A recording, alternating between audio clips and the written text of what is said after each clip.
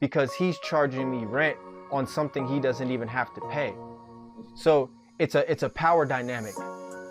It's not about we're going to be extremely better off in this situation by getting together than we are apart. It's no, who's going to have the control of the power dynamic?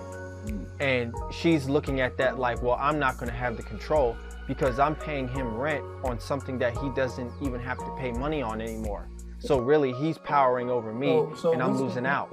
What's the difference than this woman paying $2,000 to a stranger? Yeah.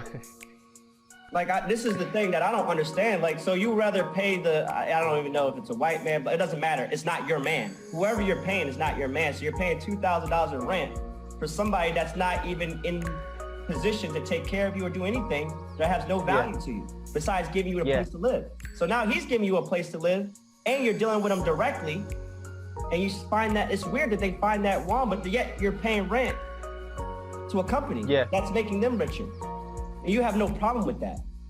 No, it's not deep-rooted thought.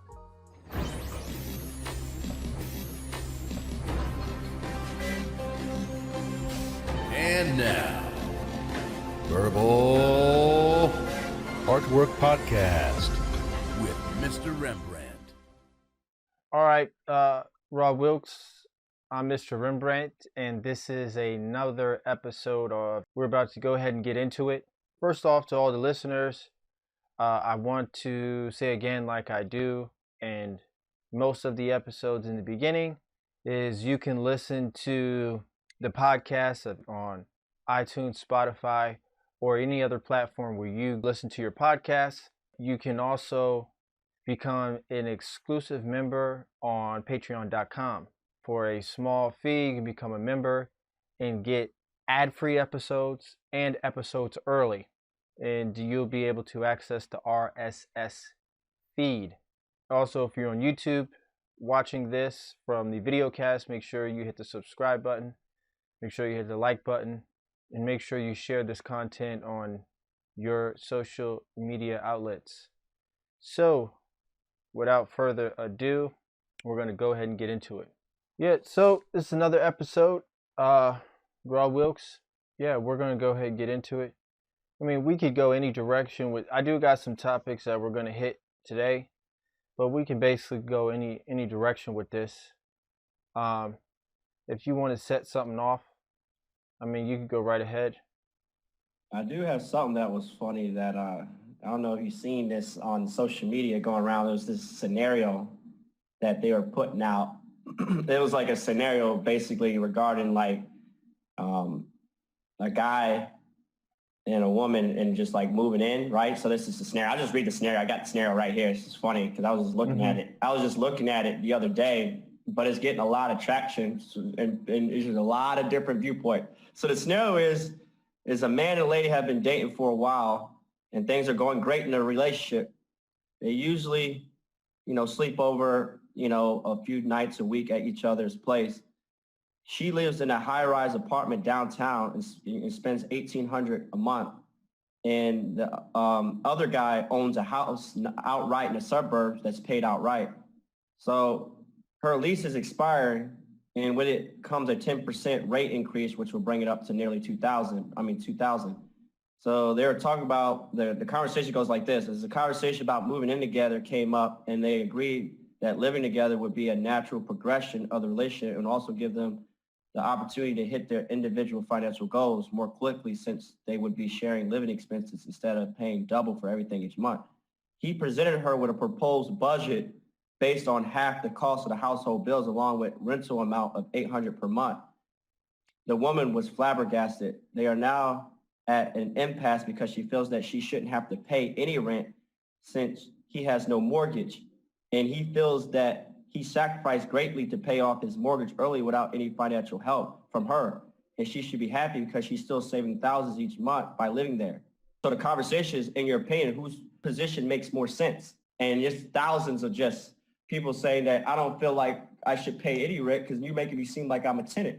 It's it's hilarious, bro. It's just funny. It's hilarious. Like there's a lot of females feeling like. have you seen this from? Like, where did you find this feed from? Was it on Facebook or something like that? Yeah, it was Instagram on or Twitter or something? Instagram. It was kind of on Yeah. Instagram, and it was like a couple popular people do it. I think Tony the closer was talking about it. Somebody else was talking about it. So they had a whole bunch of people going on there, and just it's hilarious. It's sad how, it's sad how it is, And they're how that is. holding Obviously, the line. The women are holding the line that I'm not paying 800 because you hoe it free and clear. of course, that would be the woman's perspective, because the woman wants to be in control. She wants to have nominal forms of control. It's funny because how do you go from a lifestyle, for example, and this is why people who are in marriages, you'll have two incredibly good individuals financially, and they'll get together and see an opportunity where they can actually do better together than apart when it comes to their finances. And then when they do get together, their finances don't get better, it gets worse. It's funny how that is, because one aspect is, as we know, you don't have cooperation with the spouse, the female spouse. There's not going to be cooperation with her when it comes to finances, typically, especially if she comes from a Western society. United States was American. I mean, once you was explaining that, I could obviously see what the result and the implication was going to be You're going from with the 2,000 situation. though to 800. What's the big deal? You're saving $1,200 though. Yeah, it's funny. That is the most important aspect of the agreement, but she can't get past that agreement, because now the purpose of being in a relationship with you is necessarily not to better my situation when I was single. The purpose of getting in a relationship with you is now I'm in a relationship situation with you. My mind frame is now I have to dominate some form of control. It regardless of how controversial that might sound, it goes from, because when you talk to evolutionary biologists, they talk about this all the time, on how it's in a woman's nature to control. And it's because that, another psychologist that we know, that men show forms of aggressiveness when it comes to physical aspects, and then females show aggressiveness when it comes to verbal aspects. So women, according to a lot of these evolutionary biologists, women over time have used their form of aggressiveness, which has evolved into more sophistication of finding how to dominate and control from verbal means and verbal aspects. So her getting into a situation with the man, for example, and seeing that, hey, my life is going to get better, I'm going to have lower finances, and he's in a position where his finances are doing well, which is great, but getting into a relationship with him where I will have more opportunities, that typically doesn't matter, for the sense that getting in a relationship with him is not going to allow me to have dominance, because typically he's already showing that he wants to have dominance, quote unquote, because he's charging me rent on something he doesn't even have to pay. So it's a power dynamic. It's not about we're going to be extremely better off in this situation by getting together than we are apart. It's no, who's going to have the control of the power dynamic? And she's looking at that like, well, I'm not going to have the control because I'm paying him rent on something that he doesn't even have to pay money on anymore. So really, he's powering over me, and I'm losing out. What's the difference than this woman paying $2,000 to a stranger? Yeah. Like, this is the thing that I don't understand. Like, so you rather pay I don't even know if it's a white man, but it doesn't matter. It's not your man. Whoever you're paying is not your man. So you're paying $2,000 of rent for somebody that's not even in position to take care of you or do anything, that has no value to you besides giving you a place to live. So now he's giving you a place to live, and you're dealing with him directly, and you find that it's weird that they find that wrong, but yet you're paying rent to a company that's making them richer. And you have no problem with that. No, it's not deep-rooted thought. It's not deep-rooted thought. It's not sensible thought. And obviously, that thought that you said is even deeper, but true, than the obvious, which is we're going to do better. So now, not only are you going to do better, what is the difference from paying a little bit to a man that you love compared to paying $2,000 to somebody you don't even love, somebody you don't even know, and somebody who definitely could be a scumbag? Exactly. Yeah. And you're Exactly. paying $2,000 to that person, no problem. No, it's nonsensical at all. It actually, like I said, I was talking about evolutionary biologists, for example. One of the evolutionary biologists is, dang, I forget her name. It's her name is Dr. Feshman. If I'm pronouncing it right, I'll put it in the description of the video at some point. But she even talks about how the psychological nature and the evolutionary aspects of women are geared towards basically not having cooperative behavior. So especially when it comes to relationships. So this obviously makes a lot of sense why women don't get along very well, and why they have very aggressive behaviors towards the men that they're dating.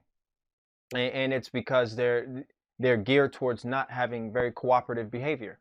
That was an obvious opportunity for the young lady to have non-cooperative behavior towards the situation, even though it's a situation of embetterment. That's why I even say a lot of times that, people like to blame different aspects about society and life and behaviors, but the world is the way it is, and that's it. And we are just an aspect, an element of how the way the world is. And you can't change it. But what you can change is you yourself and your behavior, and maybe your community around you. You can't change the world the way the world is. So it is in a lot of our nature that a lot of things that we do that are negative and negative aspects are evident of our own self-behavior. So her demise in that situation is going to be self-inflicted. It's going to be self-inflicted by the way she thinks and the negative aspects and perspectives that she has, and it's incredibly going to make her relationship extremely toxic. One thing I will say though, women are much more conscientious of these aspects in a relationship, while men, we just go through the motion of the relationship and we don't think incredibly deep about the power dynamic. Women are constantly thinking about the power dynamic, again, having to do with what evolutionary biologists have said, is that because as men, we have had dominance in forms of power through manpower, kings and whatnot, just, oh, we want their country, we'll take it over with force. Women don't govern that way, and they don't run their power struggle that way. They run it through, even as, like, for example, Dr. Jordan Peterson has said a few years ago, like, women's form of aggressiveness is by innuendo, gossip, and character destruction. They are great at that.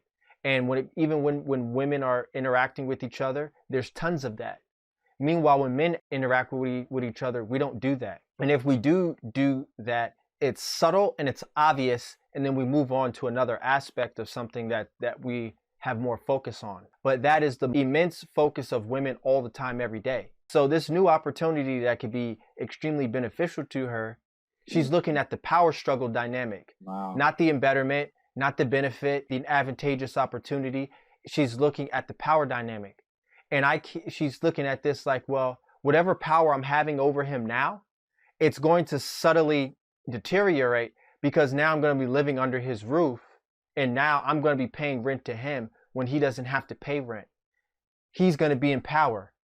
So I need to figure out how to dominate more of this aspect. Well, since you're not paying much or nothing, I should be paying less than you. I should be paying zero. So with that being said, most, which I saw in a lot of the comments, and let me just add on to close out that ideology. He should have known this, and should be able to have seen this as the relationship has developed. Right. See, like I'm saying, women are more conscientious of that.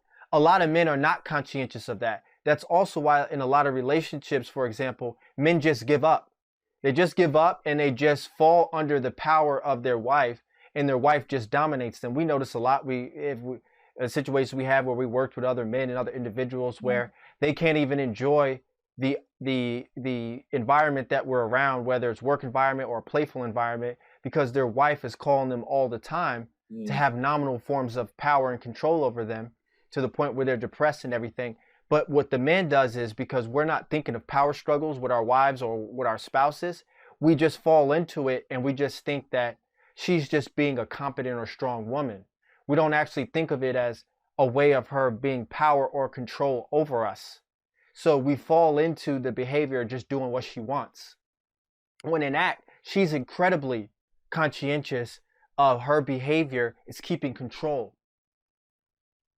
She's incredibly conscientious of this. That strong that 80% of the people I'm seeing responding are saying they'd rather stay and renew that lease.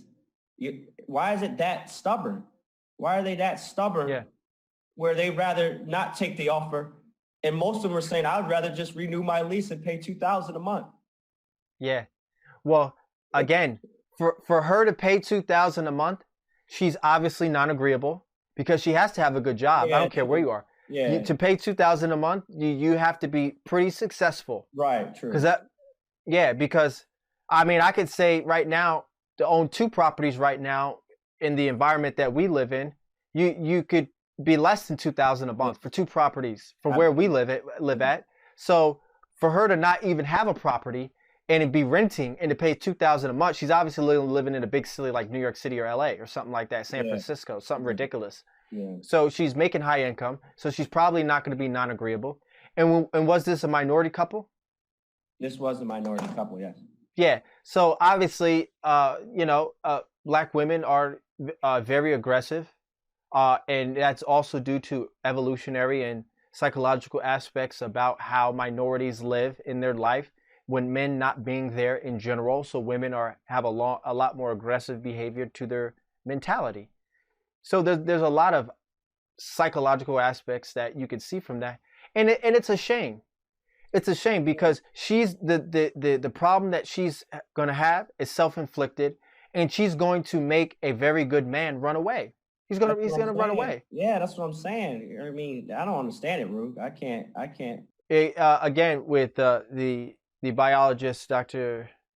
Diana Flesherman, I'm probably butchering her name, but she also talks about, how the reason why bad boy men are so extremely attractive is because a bad boy man is extremely exploitative. You can exploit him. See, a smart, competent man who's very smart and maybe a little boring, highly conscientious, you can't exploit him. You can't exploit him. A bad boy guy, he's fun, he's unbalanced, and he's not organized, and he has behavior about him that could be exploited. That's a good point. I never even thought about that. That's a good point. So it's incredibly sad. It's incredibly sad. Yeah, it's sad because when you get older, because what's the alternative? If you don't take that offer and then it never comes again, you just sacrifice a situation that you might not have an opportunity again. And there's probably a lot of people that end up having men that came across their path. They're older and they have to settle for a less beta guy or something. You're gonna have to settle for a lesser caliber guy. Because as you get older, women's value go down. Yeah. It is what it is. Yeah. I mean, it is what it is. Women get older, their value goes down. No successful man wants an older woman. Yeah. Like I've said, when it comes to the Bangladesh community, when I really got to know people who are Indian in Bangladesh, if a woman doesn't marry by 28, she's off the market. Like, no men want her. Because, they typically believe that young adult women have value and they're great to marry. And as the woman gets older, nobody wants her. She has no more value anymore. And that's a very literal way that they see the value of women, and it's very conscientious. Meanwhile, in Western society, we don't typically think of women in that manner, even though that might be the actual element that the older women get, the more they fall off the market. Like that scenario, that's a first world problem. It is a first world problem. It's like, come on, it is a first world problem. What are you talking about? This man's going to provide. If anything, he's already got a home paid off, which means he's secure. And women should be attracted to a man with security. So right there, you already know that he's going to have a home provided for forever. Like, they can't take that home from him now. He owns it free and clear. Yeah. from a security standpoint, you should be looking at this as, now, this is a great opportunity, because at the end of the day, all you're doing is just the maintenance part. It's almost This is reminds me of a the tax system, like how that scenario reminds me of how the tax system works. The people that basically made all the work and made all the income, they want us to pay all the taxes, but yet the people that didn't put in the work or didn't get the high earning income don't pay any taxes, but yet expect the people that made the risk and took the took the route of hard work and discipline and strategy, and then because that scenario just kind of reminds me of the tax system a little bit. She's expecting him that, well, you own it free and clear. It's basically saying, well, you're rich, you should pay 50% taxes, and I shouldn't because I don't make $200,000 a year like you do. Yes. That's kind of how that looked out to me. It had to be some liberal couple, a liberal woman. It had to be. Going to the tax scenario that you used is basically, you've done great to society. You provided value, you provide jobs, you provided a business, you provided a company. And your company, for example, could be a technology company that provides evolutionary change that's unprecedented, that you can't even put money on. The fact that, for example, like Apple and Samsung are responsible for probably 90% of all the phones in the world. Yeah. For example, the way we reward you is we try to take all your money. See, when you're in the lower tier of income or societal benefit that you have as an individual, we don't penalize you for anything because you're not doing anything to provide, essentially. So there's nothing to take. But when you have a lot to take, we will take it from you. It is very backwards because it's funny. When you come to these Nordic countries, for example, that people want to say, oh, they're socialism countries and they're great and this and that. No, they're not. They're economic countries with very large social programs. But see, one thing about these countries is the people who pay all the taxes are the middle income. What do you mean by Nordic country, real quick? Just run that. Nordic, Sweden, Denmark, Norway, these countries that are in that Nordic area that is on the east side of Russia, and it's on the northern part of the globe. So this category is called Nordic. It's right there on the left side of Russia, and they're like that little panhandle that some people would say looks like a male anatomy, where it has that. Yeah. So those particular individual countries, for example, they have it set up to where, okay, yeah, you guys want all these social benefits and all these social aspects about our government or whatever. Okay, fine, and we're going to increase the taxes. But guess who's going to pay most of the taxes? Middle income. You know why? Because that's the largest category of people. And typically that's the people who are going to be using it. Right. Yeah, so the taxes should be taken from you. It is right. It is good. That makes sense. So in those countries, the rich people are paying a smaller portion of taxes, not that much. And if you are middle income, you actually pay more taxes than people who are rich, because you are the ones typically. And that's not exactly fair, because actually the lower income people are the ones who's going to be using the most of it. But their understanding is, since the middle class is the largest class, we have to pull it from you. We can't pull it from rich people because that's such a microscopic number of individuals. Right. We can't pull it from there. Right. So the people who are going to suffer is the middle income people. Mm-hmm. So with that said, those countries understand that actually the more socialist we become with our social plans, the worse that we're becoming. So they've actually rolled back a lot of those social plans as time has increased. Do you think because they're smaller countries is why it works a little bit better than a country of our size? Like it would work in a smaller country more so than a larger country, excuse me. Socialist idea governments that tend to, I guess people like to use, like, well, it works here. Yeah, but those countries the size of California, they're smaller than. Yes, right, exactly. No, absolutely. So there's many aspects about that.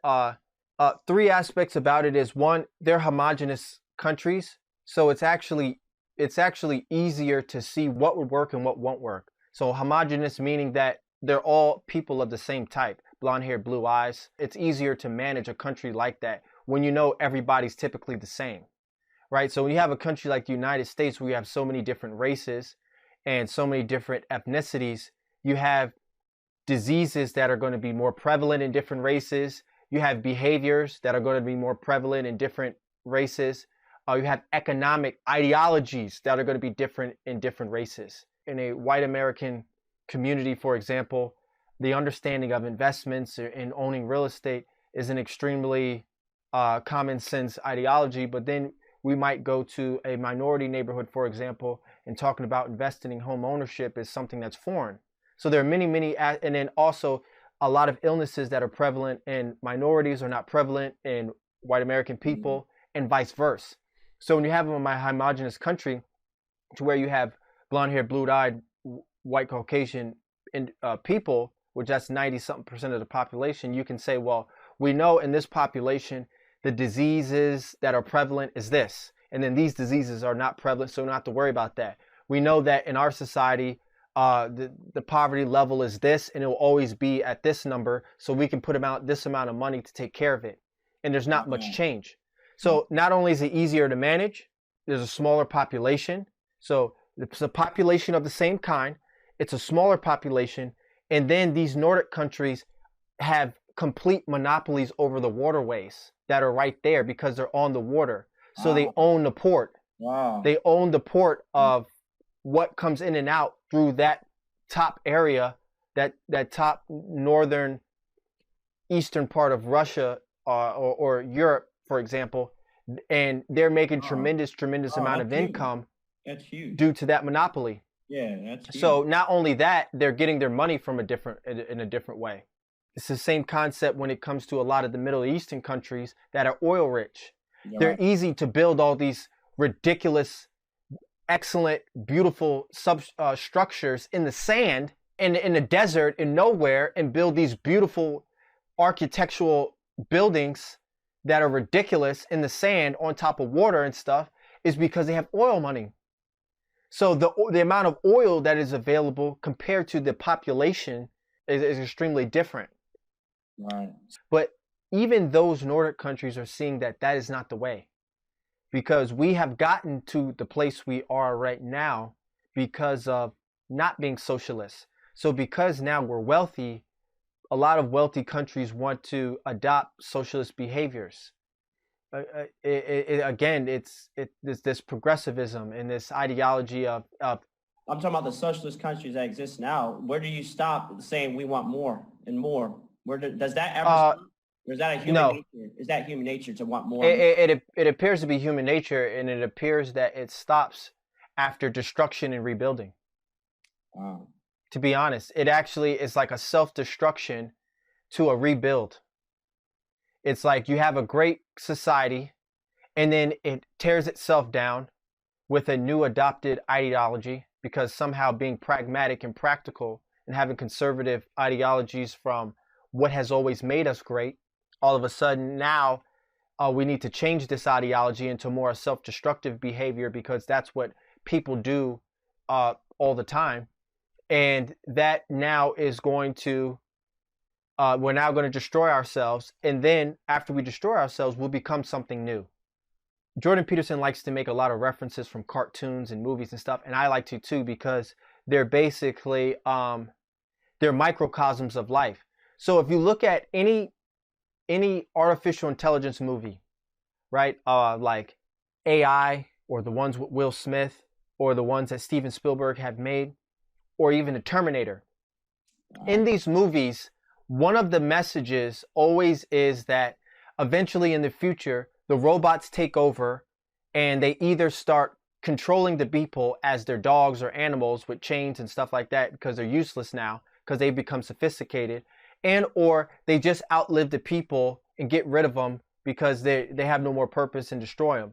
So the message I get with that is that as a society, even robots know that people eventually will self-destruct themselves, because it's just in their nature. It's in their nature to have something great and eventually just destroy themselves over time.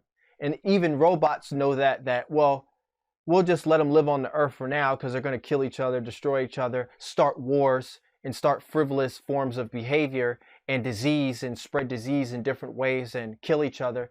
And, we're more sensible, we're more logical than that, and we don't have emotions and that type of nature that would be self-destructive, so we'll just outlive them. It's always the message in all of these futuristic movies when not alien, but artificial intelligence starts taking over. Right. I mean, it's that message is prevalent. Yeah, that is true. You're right. Movies do have its way of being able to predict the future, and yes, like you see in the '80s that are now like relevant today. Yes. So there's no question about that. There's like that futuristic stuff that you would have never thought would have came, and now we're actually seeing it. Like the iRobot with Will Smith. I mean, now you got, like you showed me with Tony Robbins talking to that robot. I mean, that's pretty close. It's a highly sophisticated robot that can recognize human emotion and actually talk in ways that understand sarcasm. I mean, that was a very freaky video that Tony Robbins, I forget the name of the title of the video, but I think it was a 9-minute video interviewing that robot. What was that robot? That was in Europe, wasn't it? Or Russia? It is the first citizen, I think, of Russia. That's what artificial intelligence. Yeah, they actually made it a citizen. Crazy. I mean, that's it is. I mean, we laugh about it, but it's like, this stuff is really happening. Putting these on a very small level, but yeah. I mean, that was. Did that also have any influence on you kind of, getting Tony Robinson's book and all this, and now paying attention a little bit more to Tony Robbins and whatnot? Maybe on an unconscious level, right? Maybe on an unconscious level. There's no question. Just the guy's, talent. He's an amazing man. Yeah, he's an amazing guy. Man. I will say, it definitely helps. Like anybody, kind of, we do your little research and kind of looking it back and like, all right, what stuff has he been doing? He's been doing this stuff since the '80s. Yes. So it's not like, obviously I'm way behind, but his body of work is long. Yeah, I mean, so it is really bad that is an obvious element of our society in the Western society, because as we pointed out briefly, that other societies that are more developing, they haven't adopted these Western ideologies. And obviously we'll look at their societies and probably try to downplay it, for example. But it's actually, in my opinion, to be a developing country in this current age than to actually be a developed country in this current age. And I say that because the technology can be used to embetter a person who is having psychological or personal growth, or a financial or business growth. Or this technology, for example, can create a toxic behavior and toxic personality or ideologies of a person, society, or community that is already developed and privileged. If you are working on developing yourself, or a business is working on developing itself, or a country is working about developing, you have to be exposed to more tools to get there. It's going to allow you to progress in a way that is beneficial and better. And to already, for example, be at a place you want to be and be exposed to tools that you don't need, you're probably never going to use those tools. So really your growth gets stunted, and the growth of the country or person that is actually underneath you while being exposed to more advanced tools is going to surpass you. That's the way I see it. And that's why there's a lot of validity to actually learning about new advancements and adopting them and learning them, how other groups of people, such as young people, if we're talking about people in age categories, are adopting, because they'll easily be able to grow with those new technology, new advancements to get to a point that's extremely beneficial. Meanwhile, if you have, for example, us in our age category, if we just continue to adopt the same tools that we have and don't try to learn any new ones, our growth will be stunted. while the advancement of new tools will allow the underneath people or age category to just easily pass. That's why communities and cultures get more advanced, and younger age people or young people surpass their parents as far as ideologies or technologies or advancement in cultures and societies, because the younger people see the growth. And I think it's the same concept when it comes to other countries. Those other countries are going to use those tools to better themselves. And if we don't use those tools, a sophisticated country doesn't use those tools to better, but they use those tools to create more problems or engage in frivolous forms of activity, or they engage in progressivism and not using it to engage in more advanced practicalism, and we're going to just destroy our society. It's in evident. your opinion, what you just said, how does that affect social relationships in our society? That concept, how do you think that plays into in a relationship standpoint? Well, one thing I will say is it really depends. It could be beneficial or it could be a demise. And for example, let's say you have two people who are married, for example, and the male leaves to another country to try to prepare a life for his spouse and his children. For example, there's a lot of stories like this, like Guillermo Rigondeaux, who was a guy in Cuba, for example, a boxer who defected to the United States. And, you know, he's world-renowned boxer, winning and winning championships and getting belts and getting on TV. And he's using that opportunity to provide a financial means of getting his family over to the United States.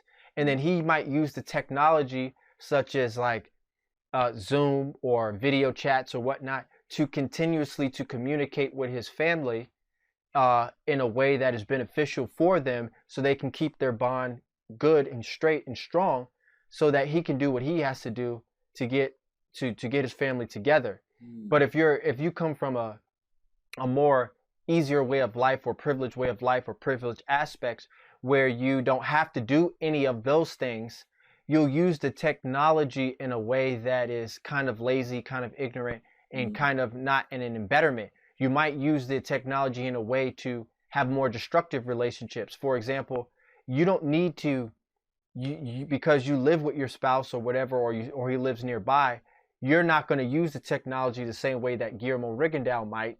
You're going to use it in a way that, oh, well, I'm not spending enough time with my man, so let me secretly download an app on his phone that can make me follow him and see what he's doing all the time. Or it allows me to unlock his apps or his messages, and I can see if he's cheating on me, and I can see where his day-to-day. So like I said, people who are in this area of where the tools of society that we have nowadays can be beneficial, they will use it in a way that can allow them to be more beneficial and more useful. But when you are in an aspect where you're living more in a privileged lifestyle, these could be your demise. They could be completely toxic for you.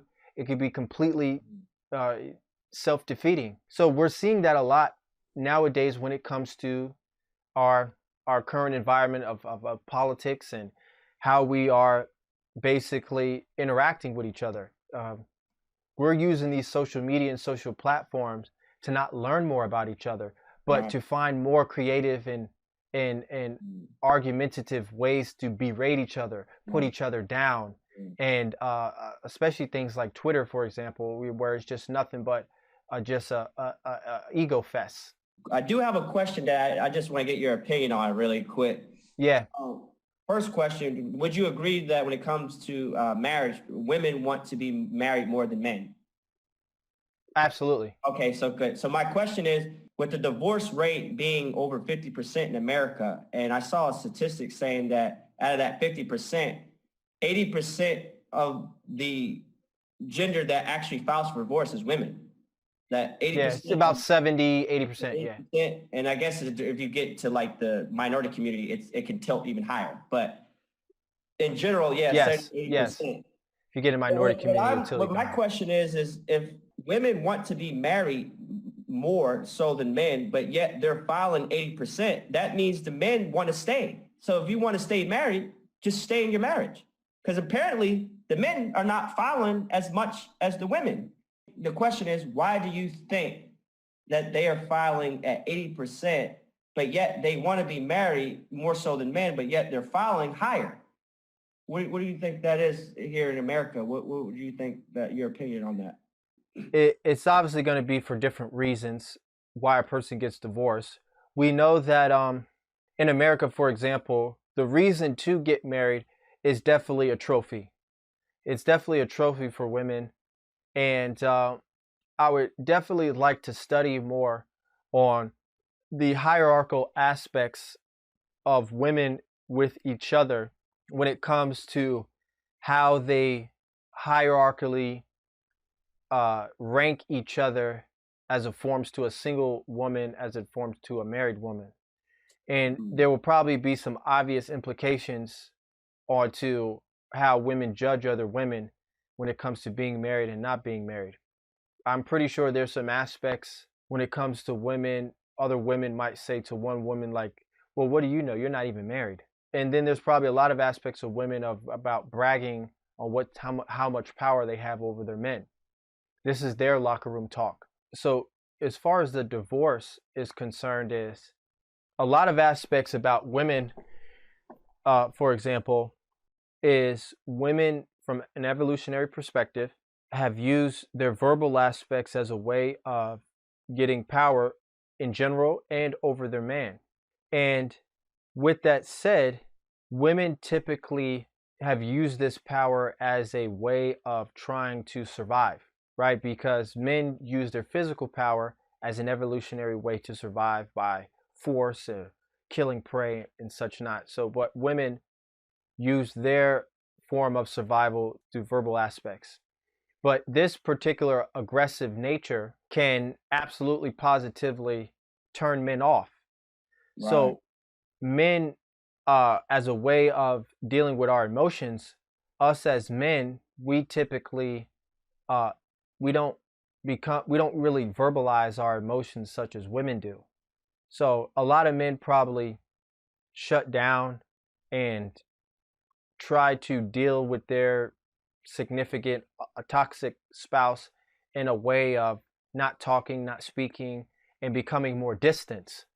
And with a woman that is trying to find ways of power through aggressive verbal aspects, or trying to keep, or their ideology and keeping the male interested is also by verbal aspects. That's another reason why they're incredibly verbally aggressive, is believing that I need to be verbally aggressive in order to keep the man interested.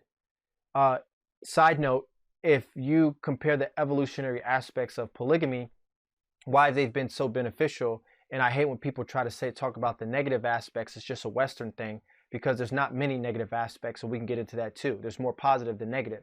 And the positive aspects is it's more geared towards the psychological aspects that we have as human beings. Men typically know that if you have a relationship where you have multiple women, men get to be more of the way that they are. They can be very short with multiple women, which in act will allow them to have more respect for each woman that they're dealing with, because men typically want to be short with their women, because of the fact that men are more interested in things, and we rather get back to the things that have made us who we are. And we can be short with our women, but being short with their women makes a man more fonder and more in love with his woman. But women are different. Women want constant affirmation and high attention. But in a polygamous relationship, a woman knows that she has to share her male spouse with other women. So this form of aggressive behavior that the woman has tends to be tapered, because she knows that this highly powerful man can just leave her because he has other options. So she values her behavior in a higher aspect when she has to compete with other women than a normal woman would. So in a monogamous relationship, especially in Western society, women know that if a man that they're dealing with they can't control and he is of high stature, he will just leave her. So they continue to try to have this aggressive behavior in order to keep the man interested and to keep the man's constant mind and focus on them. It's a form of manipulation. And like the evolutionary biologist, Dr. Diana Fesherman, whatever her name is, she was actually explaining that women engage in these high forms of manipulation.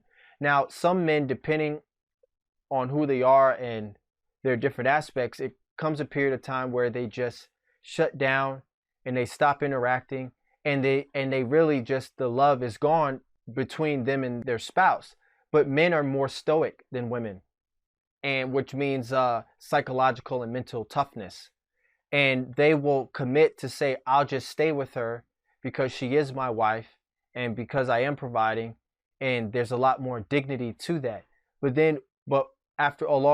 because women over time are emotional, these emotional aspects of control tend to usually feel burnout, to where, my control is not working anymore. And if anything, my control and manipulative aspects with my husband are typically becoming less and less effective. And I'm becoming more and more and more aggressive. And I'm burning out. And I can't handle it anymore. So I just need to go ahead and file divorce. And then while filing divorce, up until the last day of divorce, I'm going to continue to be extremely aggressive and try to get every dollar I can from him, when he is continuing to be the way he is, which is being solitary, being and trying to be disconnected with the whole aspect, and just give up the house for $1 because he doesn't care anymore. But she won't close it out. She wants to keep the control, and she will fight with the lawyers to get every freaking penny, to get every. So the behavior of the woman increases, and the aspect of the man to deal with the behavior tends to increase, which is increased individualism and increase being short and increasing being distant. So in my understanding is that the woman typically is not getting what she wants pathologically, and she just psychologically can't take it anymore. And she thinks the problem is the man, which the problem is herself. Yeah, they're weak, man. Because if I ask questions at work, and I ask women, I say, who's better at marriage, men or women? And all the women say women, but yet y'all are filing way more.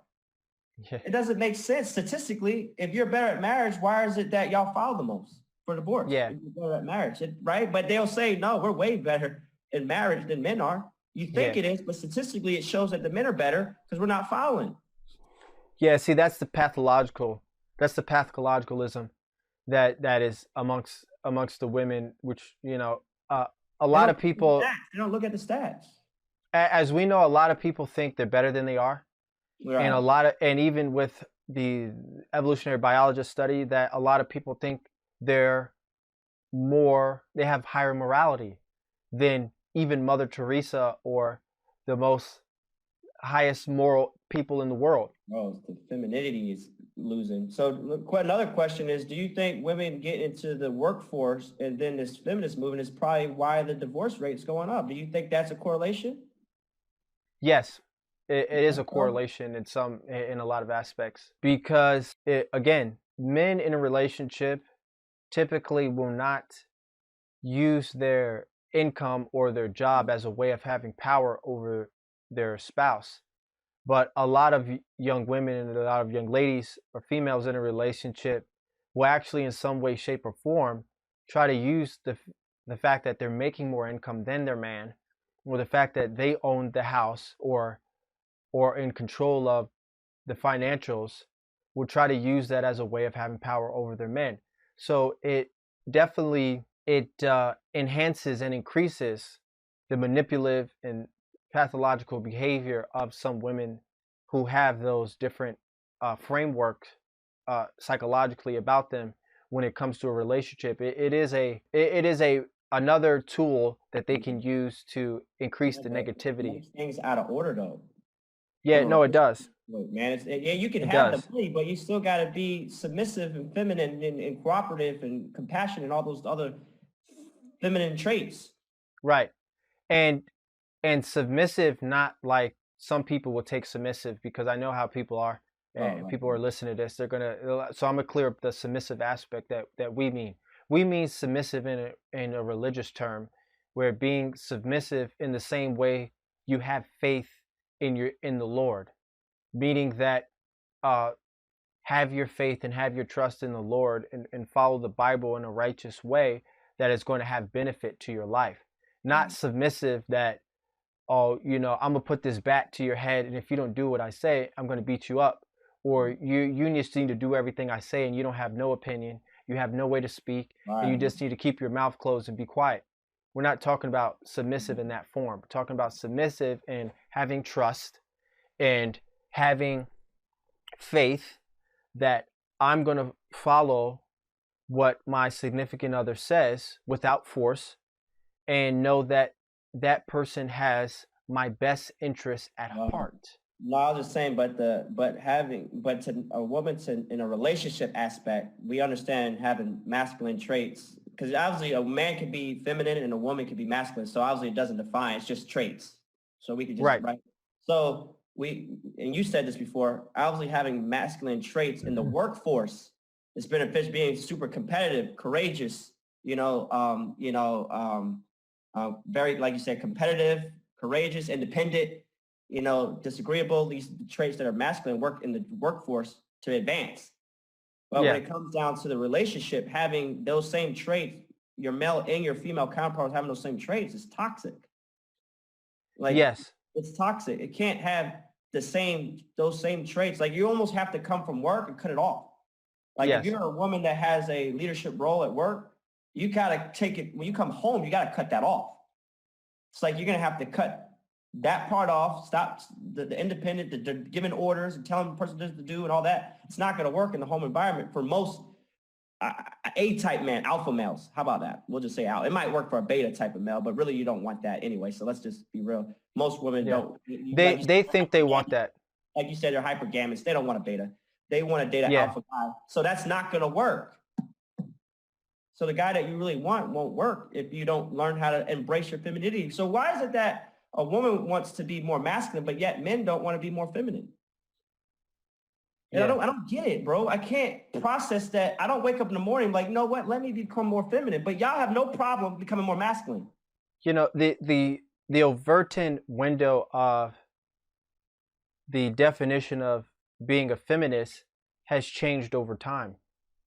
The first wave feminists, their ideology was, okay, women's rights to vote, women's rights to a fair work environment and pay.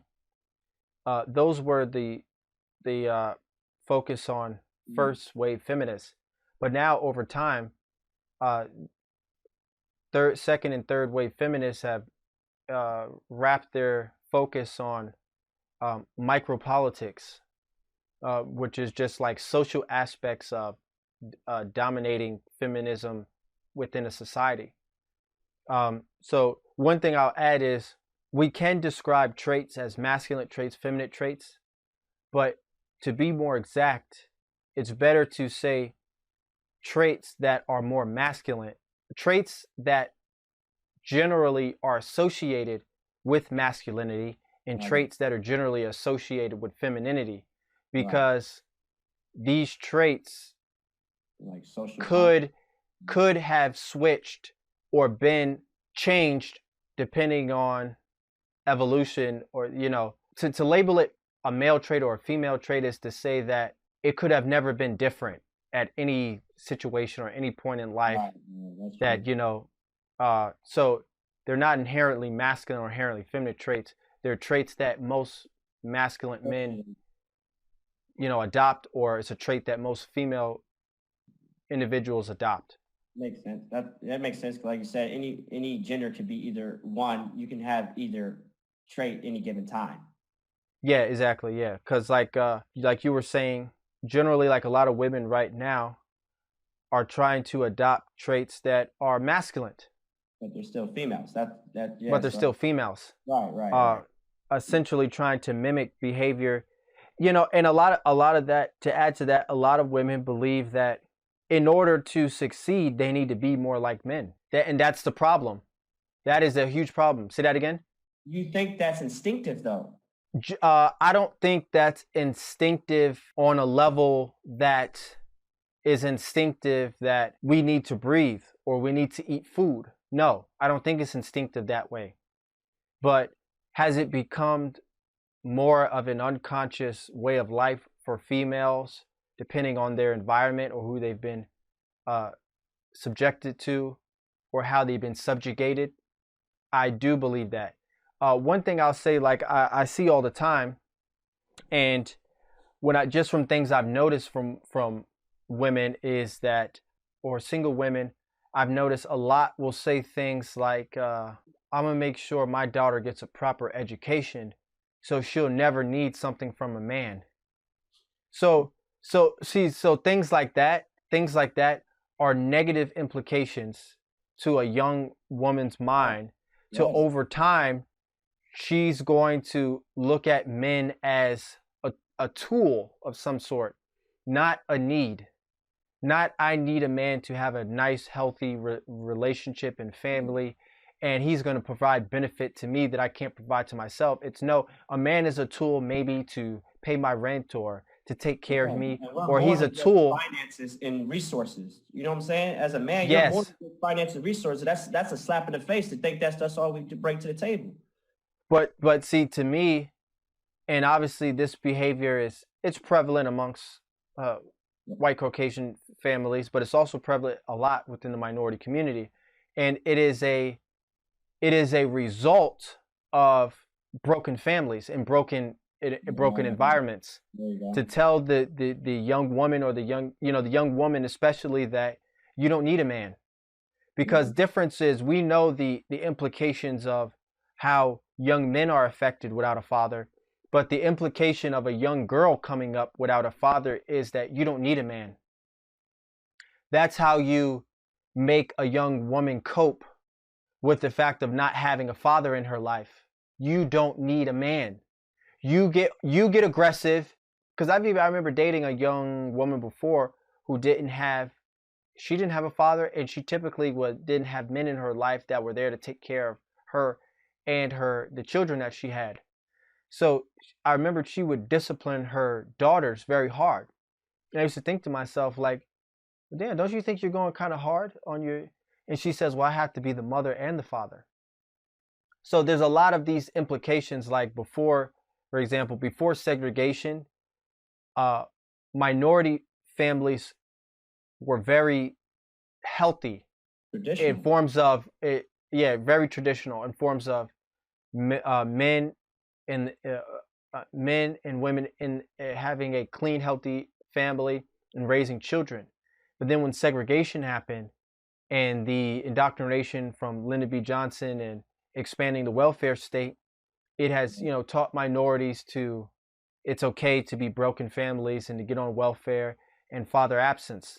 So that indoctrination of way of life and thinking, with men not being in the household of young women growing up, the ideology is you don't need a man. What do you need a man for? But and I was talking to our friend, I got to say her name, but I was talking to her about the independent woman. I say, you can't survive on your own. You only can survive on your own because of the modern society, being in a built up, wealthy society, you can survive on your own. I say, at the end of the day, you couldn't survive on your own like men. Men can survive on their own all day long. I said, any civilization that you can name in the world was built by men. You are here to serve. You are here to serve us at the end of the day, because you can't build civilization with your hands. The foundation is built by men. Any civilization ever built was built by men that you now can survive in because it was built by us. Well, what about this? All this infrastructure, everything around us was built by men that you now can comfortably survive in. So when you say you're independent, still you gotta keep it real. That there's no construction team surrounded by women that are built by women that are 100% ran by women. You get what I'm saying? Like I was trying to say in a way that's nice, but it was getting to the point where you kept saying independent. That this stuff is built up by men for you to survive. A lot of stuff that you do as an independent woman is built up by men. Period. Am I making sense? Is that fair to say without trying to say that? I'm not trying to denounce her and say you're not strong, but you Right. do. There's a certain need that you need men more than men need you. And that is why a lot of feminists believe that a society is a patriarchy. And they feel like it's a patriarchy in the sense that men dominate over women in negative aspects because we want to control women. They don't look at it as, and they look at, they don't look at it as, well, men have created a lot of things that are beneficial to society: buildings, bridges, scientific discoveries, all day long, man, all day. governments. And this has been beneficial to a society, as well as women's aspects on what they are strong at and what they are competent at has also added extreme amounts of benefits to a society.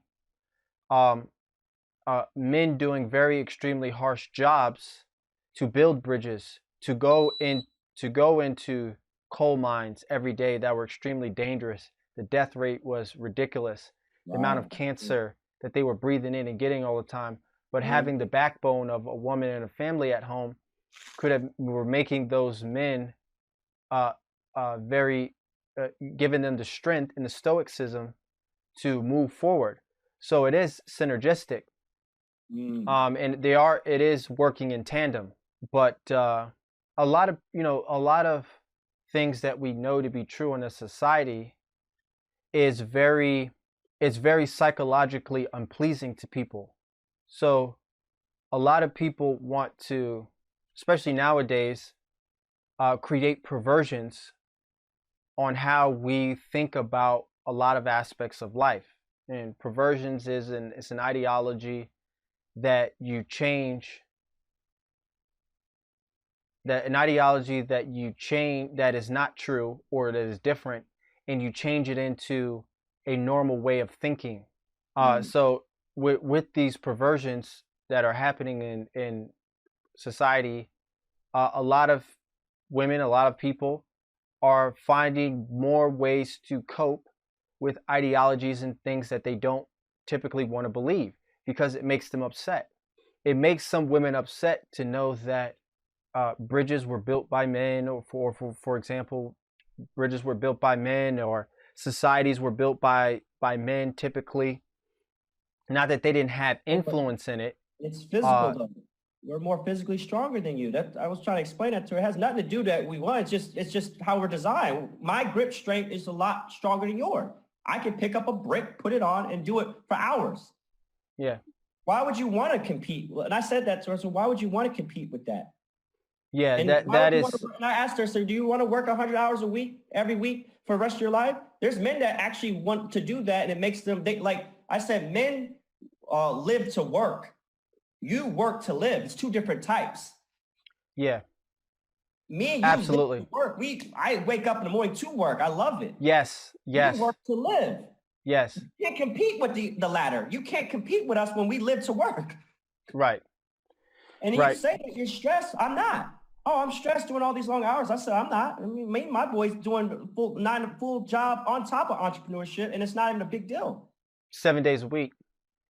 But when you talk 7 days about a week, that, then when you start really unpack, that's why you gotta have, back to what you said a long time ago, you said you gotta have long form. When I started getting long form and I started breaking her down and it said about, do you want to work like this? Do you want to do this for a long time?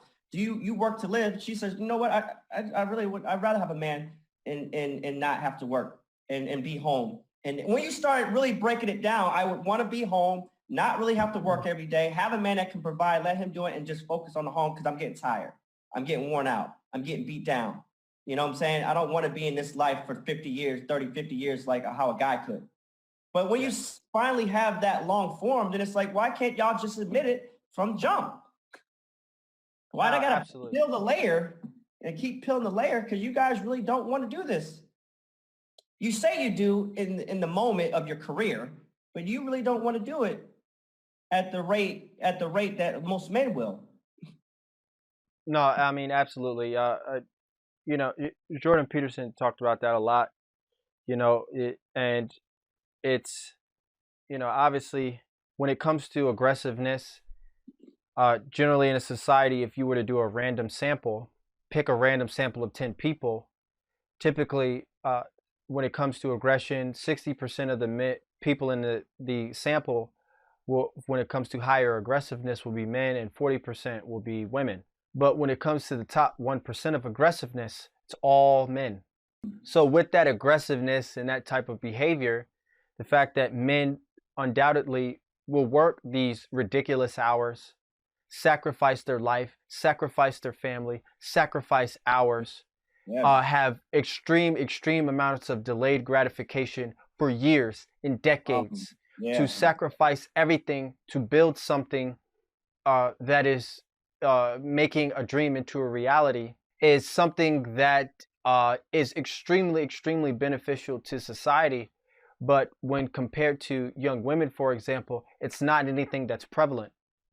When it comes to women, there are a very microscopic, compared to men, microscopic sample of women who are willing to do these things.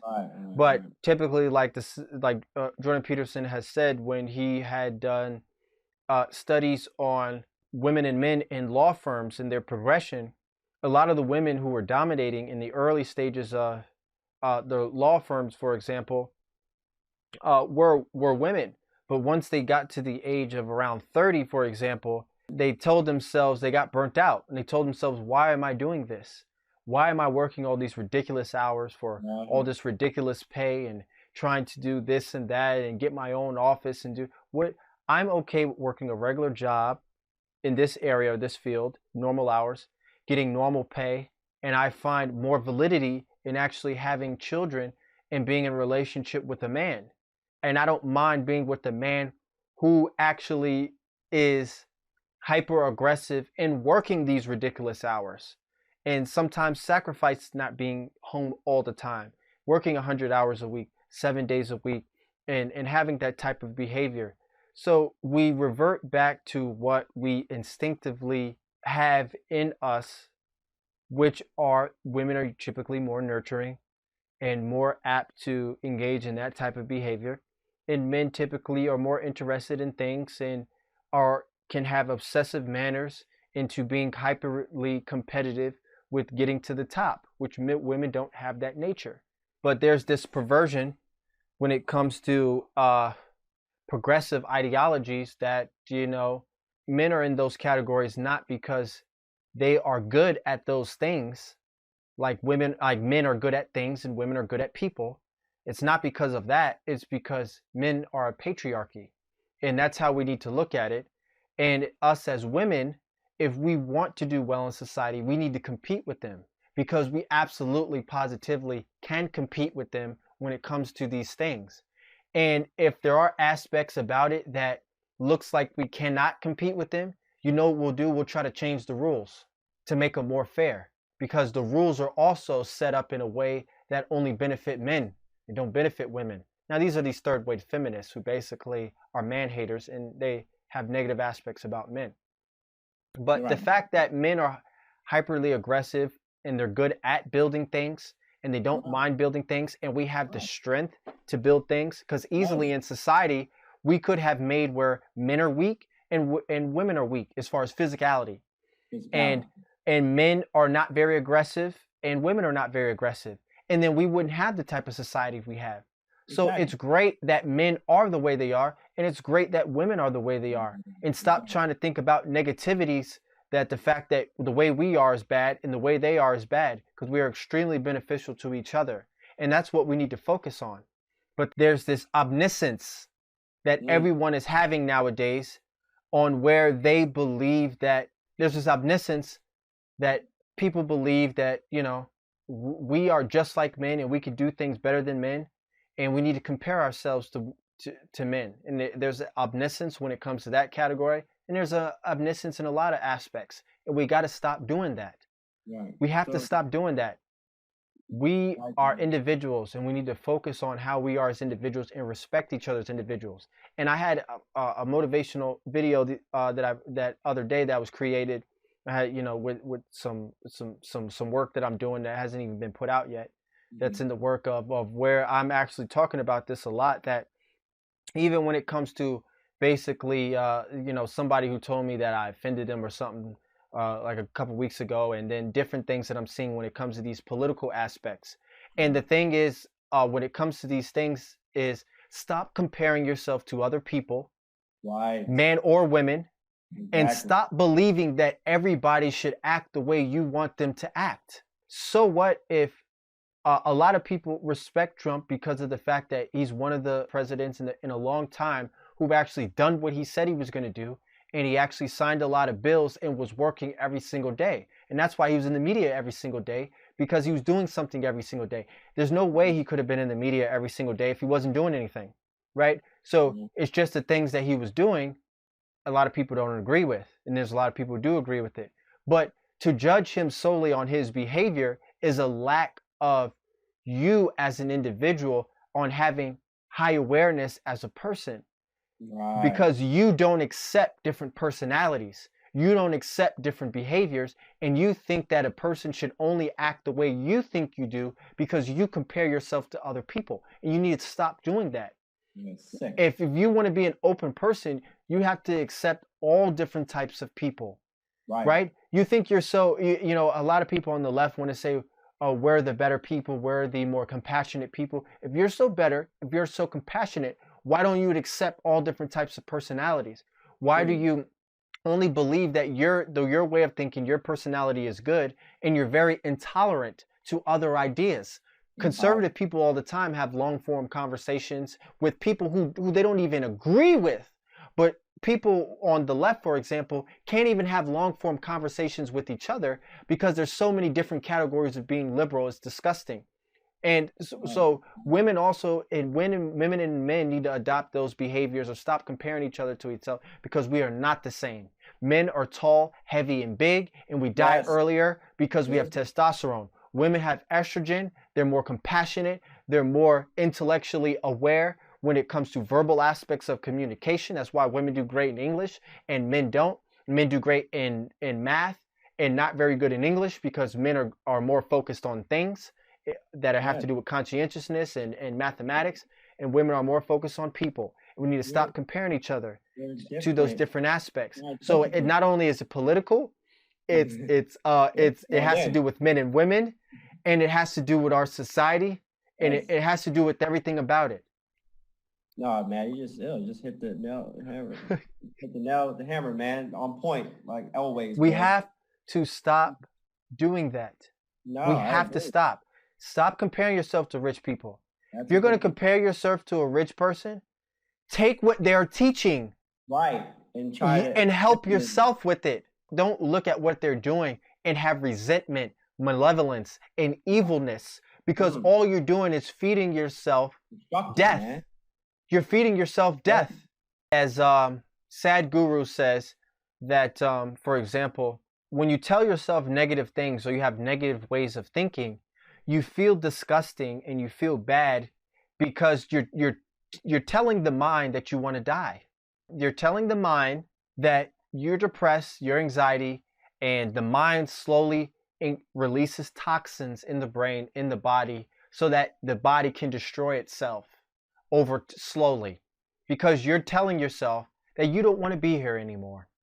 You're telling yourself that you want to eliminate yourself, right? When you have positive thinking, you're releasing different chemicals in the mind that make you feel good, that make you happy, that tells the mind that you want to keep going.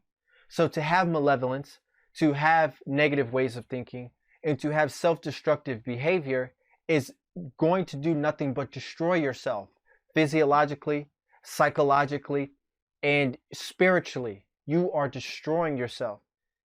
I agree, man. The negative thoughts. It's almost like back to like what you're saying about negativity. It's like this negative notation where our friend of ours was saying, like, I'm working in a career because this is the negative part. I want to be able to be in a position to where I don't have to rely on nobody, and I want to build my career up so that way I have security. That way, if something happens, I have something to fall back on, right? I said, that's the negative thought. I said, so now you're 35 years old. You finally got your career. You're stable. What now?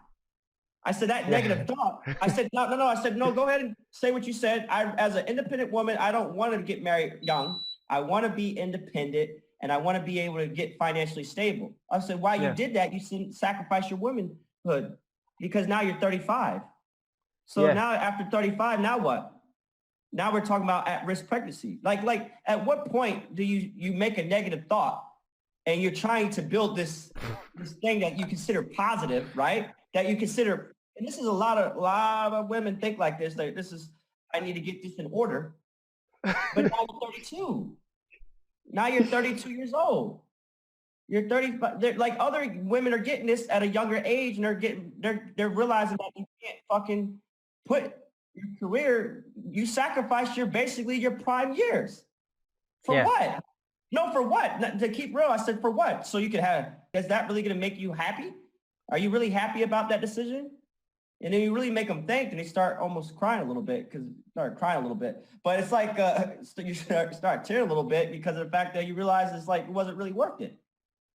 Yeah. If you wanted to have children and get married, which most of them do, when you ask the question, would you want to get married and have children? Absolutely. So why are you 32 years old now and you sacrificed all your prime years? So back to your negative thought process, you're being negative from the get-go when you shouldn't say that. Forget the security shit. Forget all the negative parts about divorce and all this stuff. Think about the positives of being able to just be a good wife.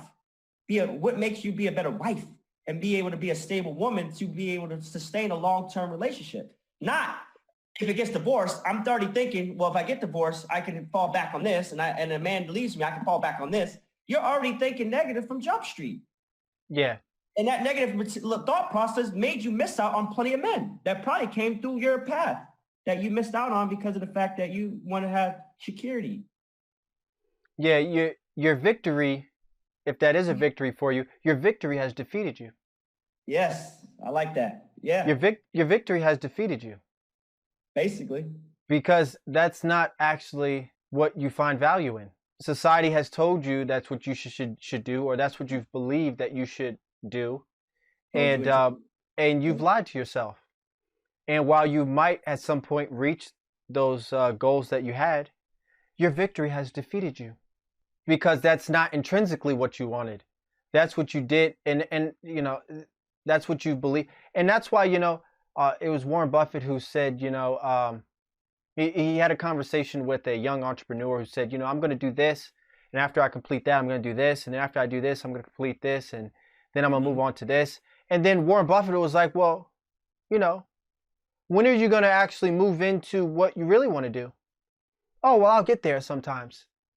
And Warren Buffett said, well, saving what you want to do for the future is a lot like saving sex for you until your old age.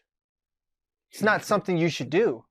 Whatever you want to get into, you should get into it immediately. You shouldn't wait to get into what you actually want to get into until you can't wait to a time where you can't do it anymore. I mean, if that is absolutely what you intrinsically wanted, why were you lying to yourself in the beginning to do all of those things that you thought you should have done? I mean, I've seen this also, like you said, with young ladies too. I've had a conversation with a young lady before who were saying the same thing. And I've even remember seeing a Jubilee Q&A where it was a mothers and daughters episode where, you know, these were daughters who talked about with their mothers that they don't want to get married, and these were mothers who valued marriage at the highest format. Wow. So, yeah, so that was a good episode because what it did was, and what I learned from these young women and the young women that I'm about to tell you about before, is that these young women were basically chasing what to me were frivolous goals. And these frivolous goals, like, well, I don't want to get married because of, I want to, you know, chase my photography goal, or I don't want to get married because I don't necessarily think it's that important nowadays, or I don't want to get married because of just all frivolous things. Right. And these mothers were completely destroyed, but they wanted to be supportive at the same time. Right. Right, because obviously, like Sadhguru said, you don't want your children to be a racehorse. You don't want to breed them into just winning your goals, winning your trophies. Right. You want them to be individuals. But you're going down a road, especially when it comes to a young lady who's more apt to social aspects of life than things. Men are into things. So when you see a bachelor guy who's 40 or 50 years old who's going through his work as a scientist or whatever, he typically might die a happy man if he doesn't have a wife. But Yes. a young woman, but he still might have a little bit of regret. But a young woman going through a life without that typically is going to have a life of misery. So it would have made more sense if some of them said, listen, maybe I do want to get married, but not right now. But I can't because I'm focusing on curing disease and I'm so close and I'm 5 years away and there's nobody in my field who can do it. And I need to focus my whole life on this right now because I need to do this. We need women like that, and we need people like that, and we need them to sacrifice their life to do that. Yeah. But these young women, it wasn't that at all. It's like this perversive new cultural fashion aspect where young women don't want to get married, which is completely toxic. And you as a young lady to just say, I don't want to get married because I want to get into photography is absolutely positively ridiculous. You are listening to too many aspects of social media that is going to cause you to regret life.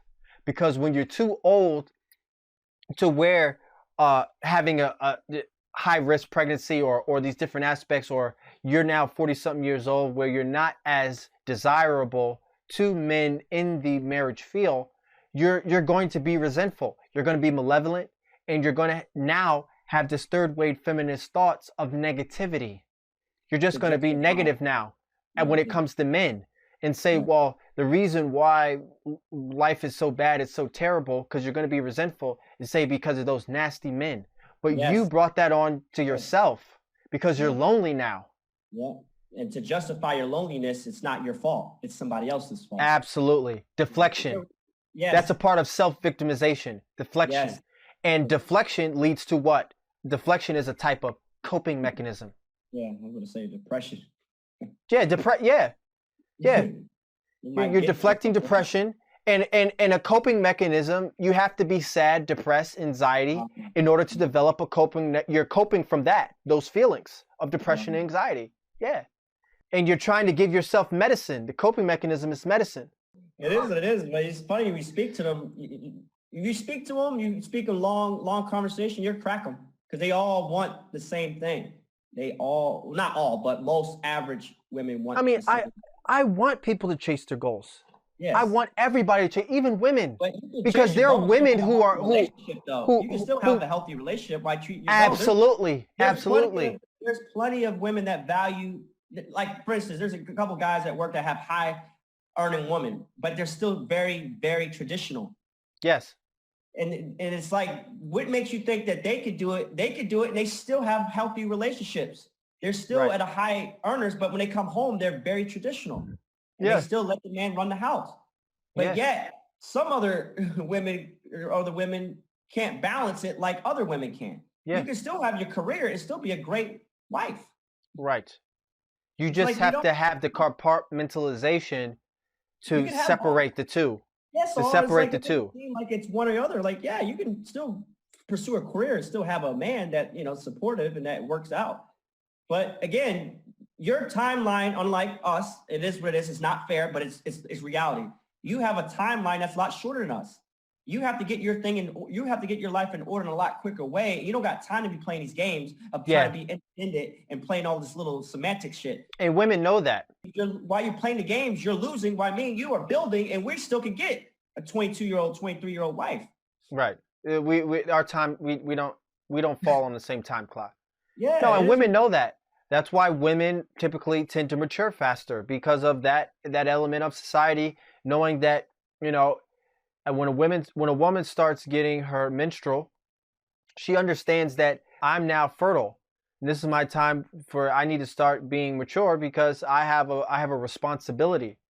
Yes. And responsibility makes people straighten up in life a lot. Yes. When men enter puberty or nothing like that, our just sexual desire increases. This click of the brain when it comes to men doesn't turn on at that particular point in life. Yeah. Men need some type of other outside force that's going to put fire under our butt to say, all right, hey, you got to stop playing around. Yep. And usually it's a downfall or a deprivation that men go through that says, hey, I got to straighten up. This happened to me. I was messing up a lot. I mean, and not really messing. I wasn't messing up because I was a bad person. I was messing up because I was just having too fun. And I wasn't taking life too serious.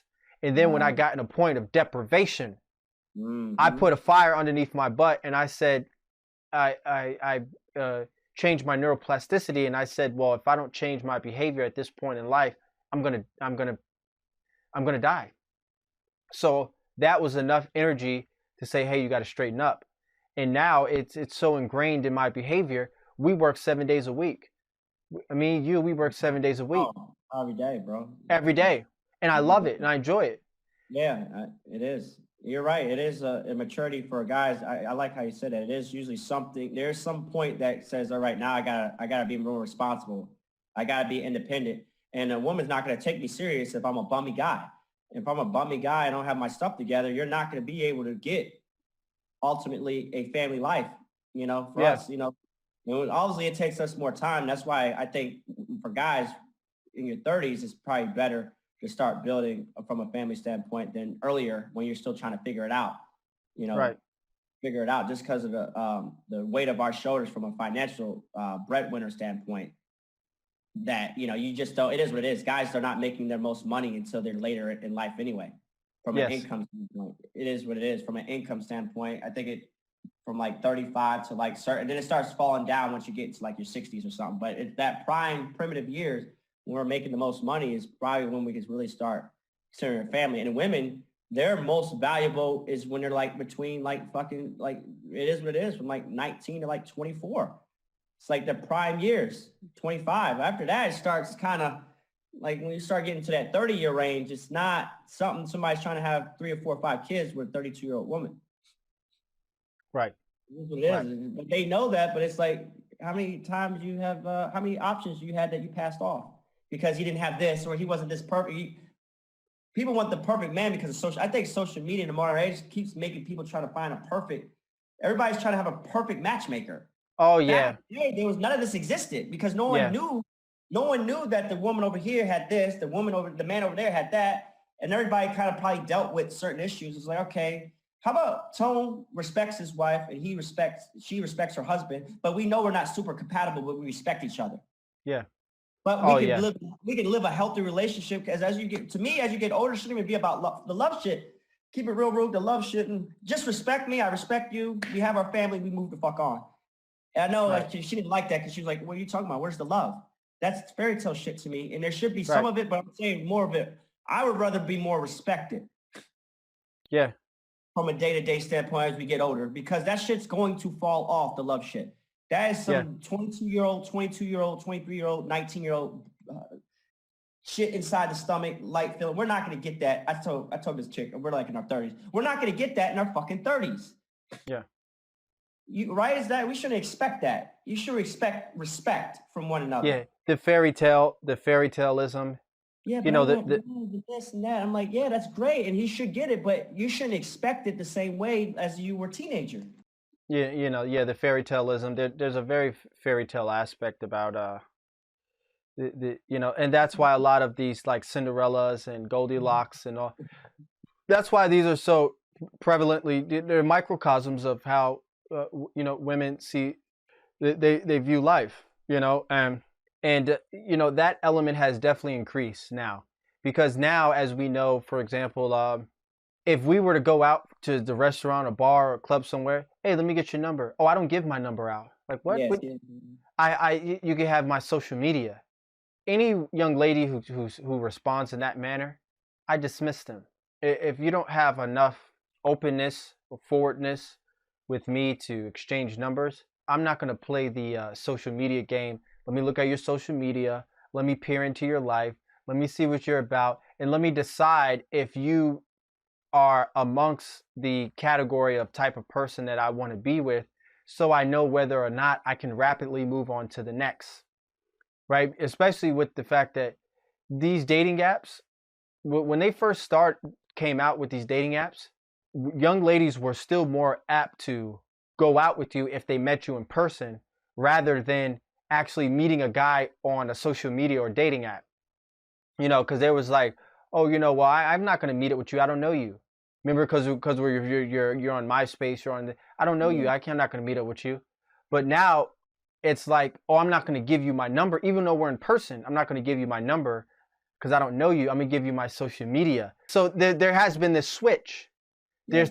There's this switch now, and now everybody is like trying to find a partner on these social media platforms or these dating platforms, for example.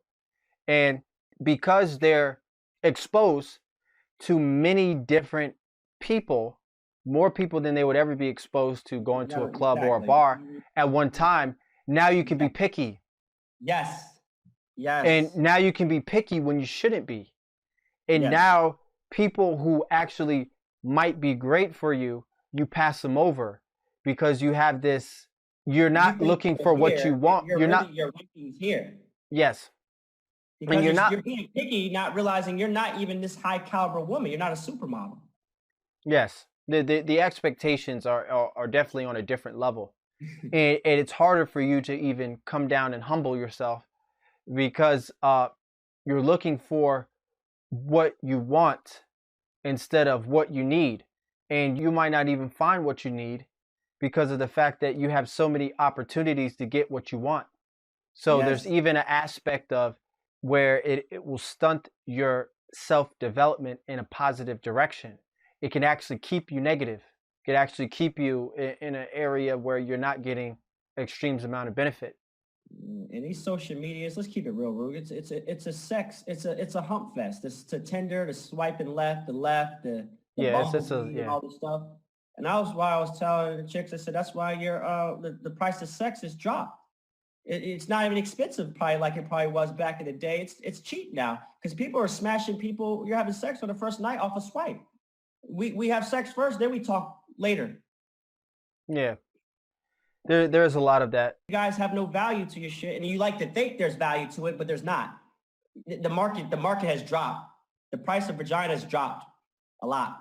It's not Yeah. even. It is what it is. It's accessible in ways that more so than ever. So it's like that part of it too has lowered the value. The Yeah, value. and with the OnlyFans as well, Yeah, exactly. young ladies are more apt to disrespect aspects about their body for a quick buck when that element was less prevalent. It's almost like if you know the young lady has a high amount of followers off of her looks or off of her physical aspects, it's almost evident that she's going to have an OnlyFans attached. I mean, that aspect is it's a little bit saddening It because is. women they've dropped their not their standards on the type of guy they're looking for, but they've dropped their standards in their respect that they have for their body and their But at the behavior. same time, want the men to respect them and treat them as equals. Oh yeah, well, It's comical. It's very comical. It's like comical. Where are these group of women when it comes to checking those women? yeah, Why you don't check those women? You're checking the men all the time, but why not check those women? Like, hey, girl, you don't really got to do OnlyFans. Hey, girl, you don't really got to be like that. Hey, right, you know what I'm saying? You don't got to be right. super picky. Why y'all, the feminist group, don't check the women? Why are you worried about the men? Because at the end of the day, you checking the men at the end of the day, which I told this chick, we make the final say. You don't determine to be in a relationship. You don't make that determination. You can have this alpha shit all you want. We still make the final say as far as what we want. So if you don't know what a man wants, how can you effectively become married? I said, you know what you want. I asked her, I said, you know what you want, but you don't even know what I want. And I'm the one that actually makes the decision. It's unbelievable. Where you really, as we get older and get more logical, it's kind of like, how do you guys not, you would think as a woman, you would figure it out. Like, oh, this is what men want. It's really that simple. Yes. What we want is simple. It's what Yeah. y'all want is complicated. Cliche as it might sound, like Drake said, you can't take love, you can only give it. And you know they're looking at self-interest, and a relationship is not about self-interest. It's about what you offer to the other other Yes. person, without anything in return. I'm pretty sure me and you would not entertain a girl that we meet and she just tells me what she wants relationship and she never talks about what she can actually bring to a Oh, you know, relationship. Oh, come You're on. supposed to, anybody should be telling what you can bring, not what you want. Yes. What you bring to the relationship, what can you bring to me for value? That's how we should be talking right off the back, not what we want. It's what we can bring. Absolutely what we can bring. Yeah, it's what you bring, motherfucker, not what you want from me. I'm not a product that can be bought. Right. If that was the case, go get a service and then pay for it. The city you're at, what's the situation with the schools? Are they open? They are doing a hybrid plan where they're half the week they're in class and then half the week they're online. I see. Yeah, so it's kind of like Monday, Wednesday, Friday, they'll be online, and then the Tuesday, Thursday, they're in class. So the in-class one is actually shorter. So they do the Tuesday, Thursday in class, and then the bulk of the week is always going to be online because they still want to keep them home more than they want them at school. As we see going on right now, a lot of cities and a lot of places, teachers are not trying to go back. I mean, they are fighting. Yes. They are fighting. Thin. Yes. They are fighting. They do not want to go back. Yep. You're right about that. That's it's crazy because it's like, what did you think was going to happen eventually? This is not something that is going to eventually is not going to be like this forever. I mean, you're going to be going back eventually. Yeah. It's like this, again, it's like this progressive ideology that, you know, we want to adopt this new change. Regardless of how detrimental this new change could be, we want to adopt this new change, and that's that. And probably they don't know how detrimental it is. That's why they adopt it doesn't appear that they care. Yeah. It doesn't appear that they care. I think, you know, because remember, it is what it is. The right, it's been shown by studies by Jonathan Haidt and a lot of psychologists who's actually studied the different ideologies of the left and the right. The right is more conscientious than the left, and people on the right typically want their kids to go back to school because we have all the data for the illness as of right now, and typically people on the left, especially the teachers, for example, are saying we do not want to go back. So the ideology is kids are fine, they can learn from the computer, doesn't matter. But in actuality, the statistics and the facts show, and that we know, not only is it harming kids and their mental health, a child is not going to learn very well by sitting in front of a screen. No, they don't have, come on. I mean, really, when you're in school anyway, you're trying your best to keep your mind out of it because there's a lot of aspects about school that's boring. So even when you're at school, you're kind of not there. So now that you don't have to be there, and when you're at home, there's a low amount of discipline and responsibility that you have to actually focus and be in tune to what's going on, you're not going to learn. And one thing that we know in our society, and is the reason why we've made going to school law when it comes to children, is the simple fact that we know that our youth is inevitably reliant on having a decent education.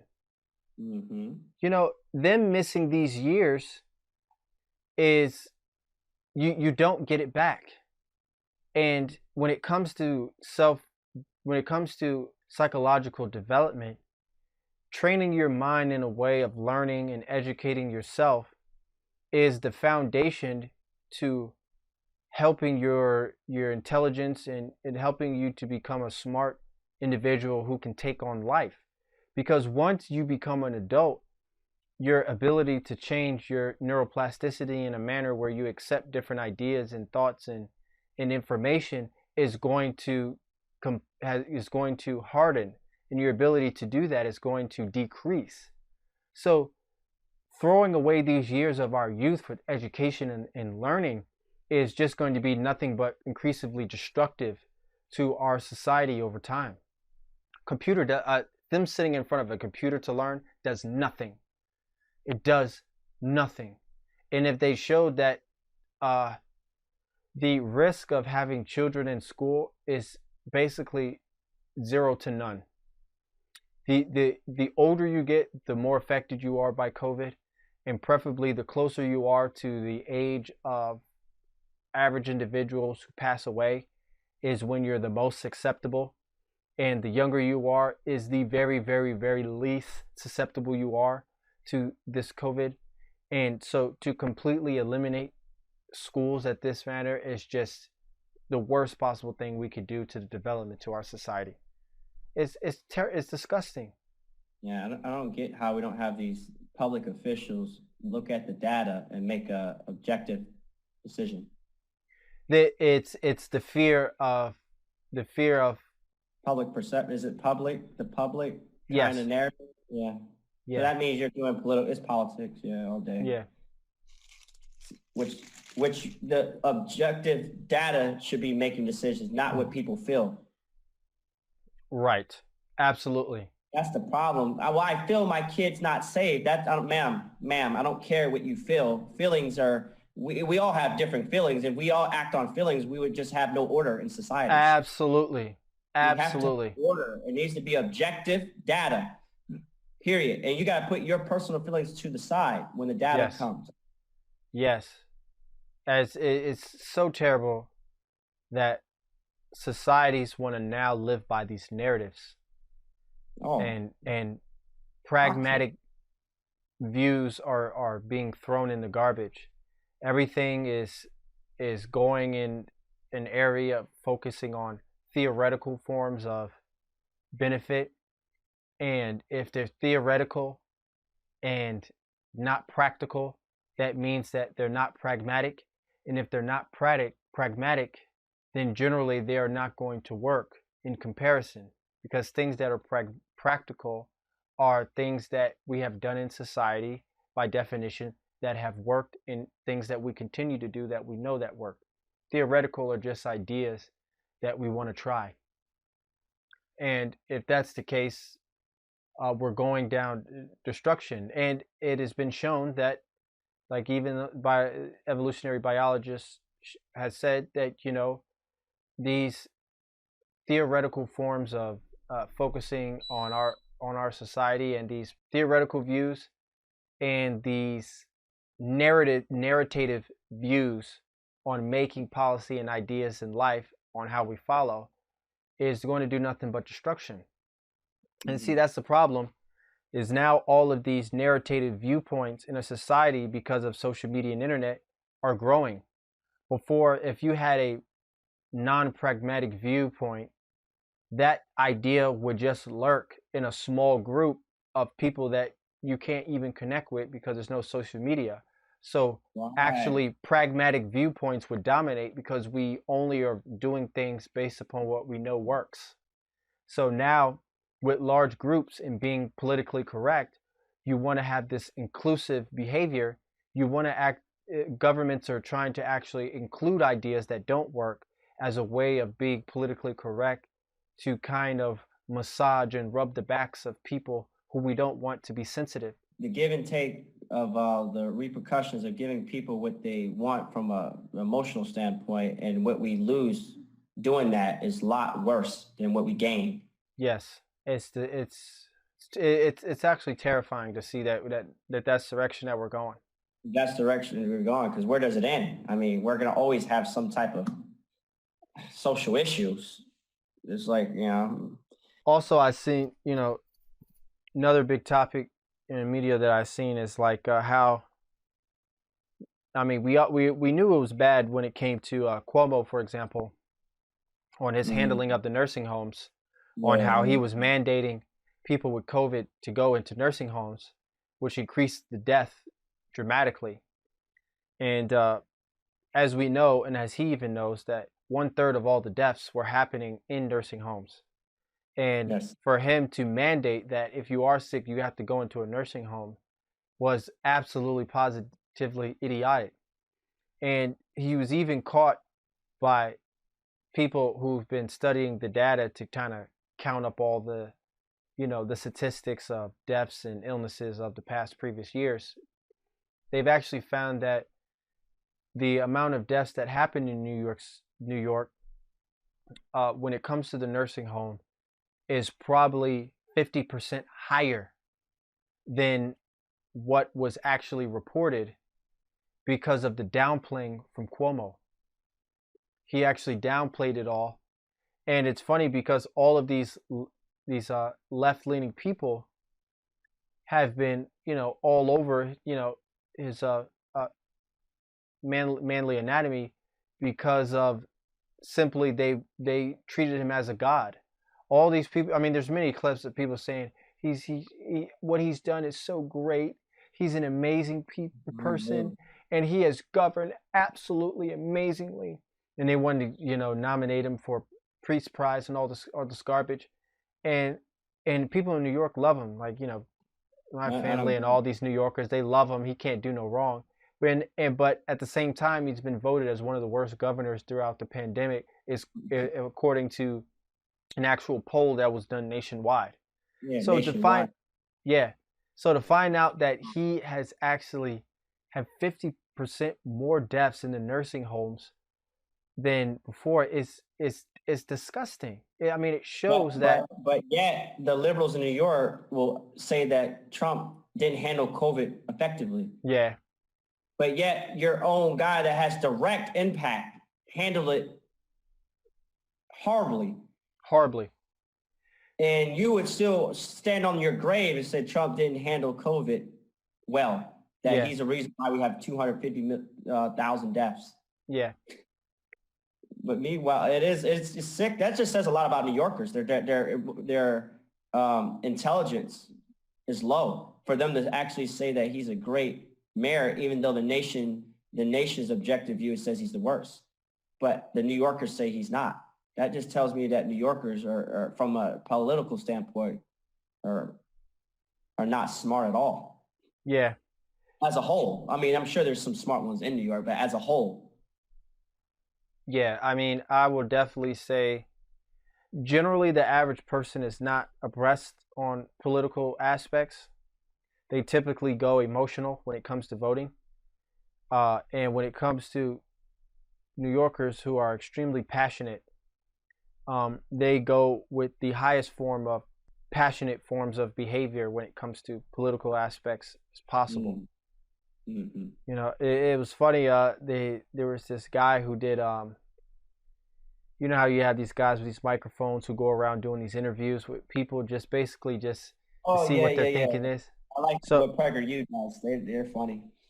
So they had this one guy go around and ask New Yorkers, is there any compromise basically when it comes to like these political things? And all of them said, there's compromise with Republicans. There's compromise. Yeah. Oh, yeah, there's compromise. And then he breaks it down that they're just terrible. Every single thing that he asked them in depth in a long form aspect conversation, they all came to the conclusion like, oh, no, we can't compromise on that. No, we can't compromise on that. No, absolutely not. We can't compromise on that. And everything he asked them, they all said they can't. And he said, well, apparently it appears that you guys can't compromise at all. And all of them said, well, you know what? I guess we can't compromise. I guess there's just no compromise. All of them said this. Wow. Yeah. So, but see, the problem is they think that they're very open to compromise. They believe that the left is not open to compromise or open to hearing them at all. As we know that when it comes to, people on the right, like Republicans or conservative people, they are very, very much open to conversation. But people on the left think that they are open to conversation. They think that they're willing to compromise, and they think they have the highest morality. But when you ask them deductive questioning, they are unable to. They get destroyed with their cognitive dissonance. I mean, it's disgusting. It is. I haven't seen that one. Oh yeah, and it wasn't surprising. It was like, because Fleckus Talks and a lot of these different types of people too, right? Males, women. Oh yeah, young males, young females, older females, different races. Oh, so yeah. So I mean, it's an indoctrinated ideology in New York City. I mean, these ways of thinking, it's it is ingrained in the New York way of thinking. Sadly, they're um, usually the first when it comes to progressive stuff getting implemented. They're the first ones in the country when it comes yeah, down oh to. yeah, I'm pretty sure prostitution will be legal in New York City soon. you never know. I'm just saying they'll be the first one. Is it already free college already to a certain extent? Yeah, they have a to a certain extent. They have, I believe so. It's like they passed some Oh, bills that have some type of free college in New York City. And again, as we continue to see places like New York, California, continually, a lot of people are leaving. yeah. I mean, it's still continuing. A lot of these people are leaving. I mean, I just see it. I'm just seeing it like every day. Leaving. Such and such All the, leaving. Such all and the such revenue, leaving. Such and such all the, leaving. all the tax revenue leaving. And these places are poorly managed. They're poorly managed, and that's fine because a lot of people support these ideologies and how they're managed. So that's fine. If you want to live in a place that is managing people the way that they believe they should be managed, then go ahead and live there. But the governor shouldn't ask for any federal funding when No, it no, comes to no. times of you having these destructive policies that are destroying everything. You shouldn't now ask for money.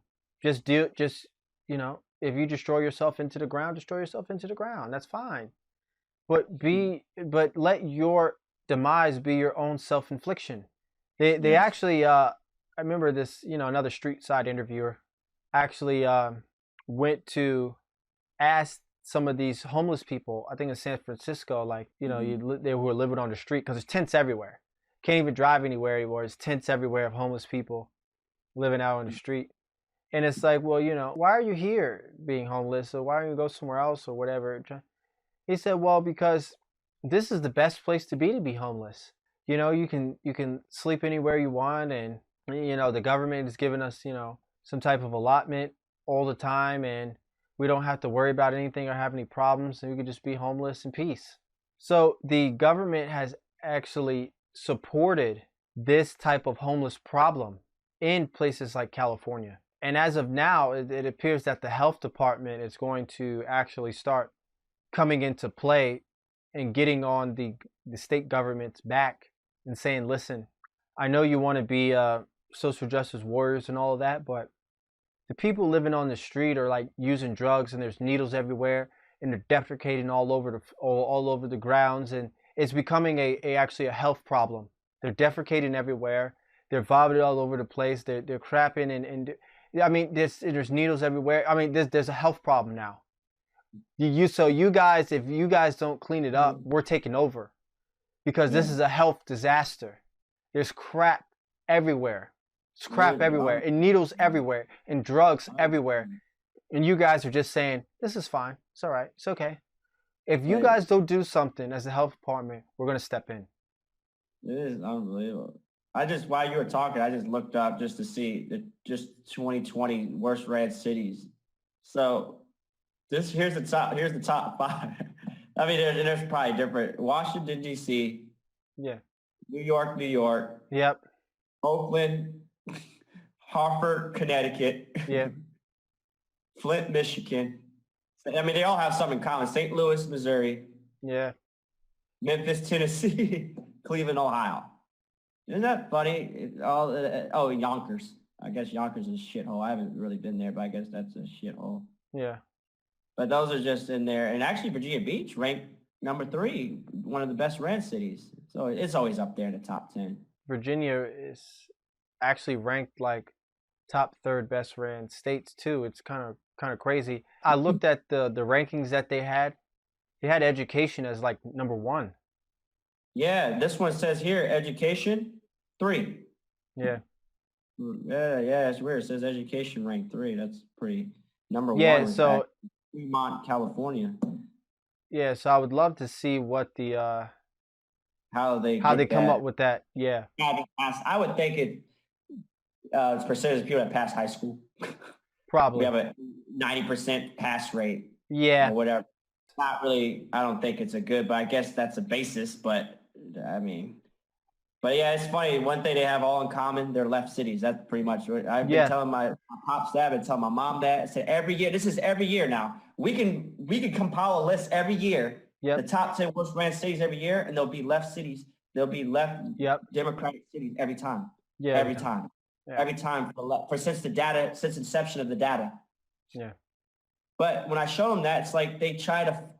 One thing about a smart person is like when you show somebody that, you should go like, wow, I did not know that. Like I said to them, I said, just embrace the information. Why are you trying to go against it? Yeah. Yeah. Like exactly. if I was a Democrat and you showed me that and I'm a smart person, Rue, I would go, as a smart person, I'll go, okay, that's cool. That's interesting. That's correct.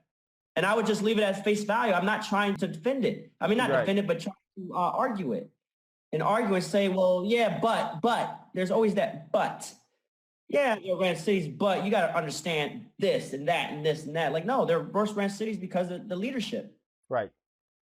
Right. If you we would clean these cities up if you adopt some different fucking policies, some different. Give it a shot. You know what I'm saying? Which we would never do, but because it's too much power. But I mean, give it like 4 or 5 years of conservative rant, see if it changes. And then you can argue and say, well, we gave you a tone, we gave you a shot. We gave y'all 5 years. Y'all didn't do nothing. So now you can argue and say, well, we allowed y'all to run it and nothing changed. And it got worse. Yeah. You're right, you know? But we would never have that argument because we would never be able to see that.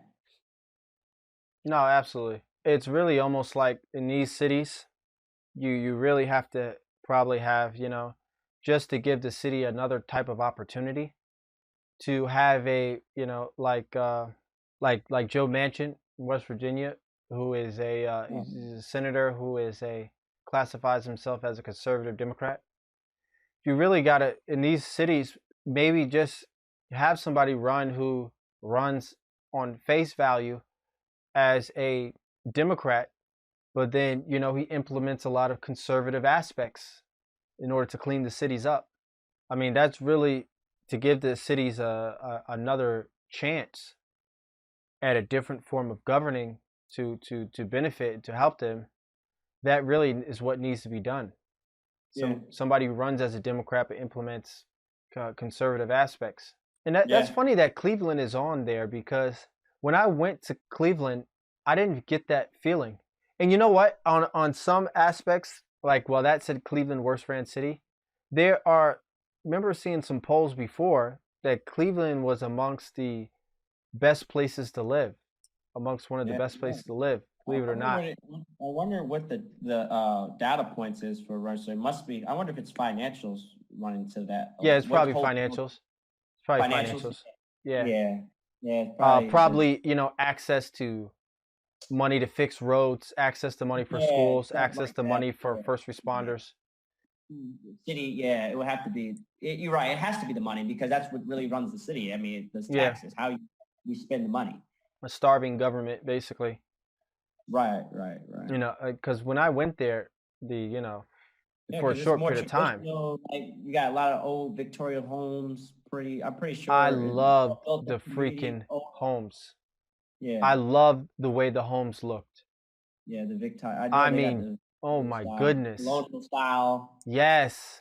The homes are obviously selling under national average, the homes in that area, but the way the homes looked, oh my goodness. Yeah. And the fact that they have all these incredibly large basements. I remember having a conversation with somebody, here about Ohio, who's from there, and I mentioned the basements, and he was like, oh yeah, in Ohio, for example, people are more interested in how the basement looks than anything else. Because I mean, the property I was going to buy, the basement was amazing. The basement was amazing. I mean, it was a finished basement, and you go down there, you got like a 10-foot ceiling. So it's not low or anything, like your head's going to hit the ceiling. And I'm looking at this like, this is ridiculously functional. You can put down, you could turn this into a gym down here. And it's like really the basement was bigger than the first level. The first level of the home where the kitchen was and the dining room. I mean, That's great. it was amazing, you know. So, and then going around the city or where, for example, seeing the different people and every night, I was like, I don't really see the negative aspects about this place, to be honest. I know, right? But it has to be the governmental financials. Yeah, yeah. I imagine that's probably. It's almost like how, for instance, a certain city, I ain't gonna say, but a certain city we're familiar with ranks high as far as health. But then I looked at the data. Why is it we rank high in health? Because of how many parks we have, how many rec centers we have, how many running trails, bike trails, and things of that nature that you have access to. Has nothing to do with who actually use them. Right. And that's probably how a lot of these data comes down. It has nothing to do. Is it really more educational? Is it really more healthy? Is the people really more healthier than these people? Because then we can argue that there's probably less fat people in New York City, but because per capita, they don't have as many parks as this other city I'm talking about, they rank low on health. But yet we don't see obese people in New York like we would see in this particular city that has access to all that. You get what I'm saying? So they don't even look at the data of the people. It's more just the access to things. Right. I noticed that when it comes out, because like, how did they rank so high in fitness? And then they rate it out because of parks, because of roads, because of this. Even though if no one uses them, it doesn't matter if no one uses them. It's the fact that they're there. Right. It's the fact that they're there. Yeah, because the average New Yorker is walking 3 to 5 miles a day. Right. Whatever. Easy. I don't know if that's accurate, but it's definitely a few miles, right? Yes. Yeah. So, and that's why when we go up there, if you pay attention to the people, you're not seeing truly a lot of obese people. They're there, but they're not many per capita, like compared to other cities. We can go out right now and see an obese person right in about the next few minutes. I noticed that when I used to go up there, I was like, man, there's not really that many walking around, People are walking every day. No, absolutely. Rain, sleet, hail, snow. Yep. So this will conclude this episode of AR Media Institute. I'm Mr. Rembrandt, your Raw Wilkes. And for the listeners, they can download this episode or other episodes on iTunes or Spotify or anywhere you listen to podcasts. You can also get early access and ad-free episodes of this podcast on patreon.com. Make sure you follow us on social media. Mr. Rembrandt on Instagram, AR Rembrandt on Twitter, and for Raw Wilkes, he's Raw_Wilkes, WIKES on Instagram. And make sure you stick around on the YouTube channel and watch more videos and become a subscriber and hit the like button and hit the bell to get updates. So thanks for watching, YouTubers, and see you on the next video.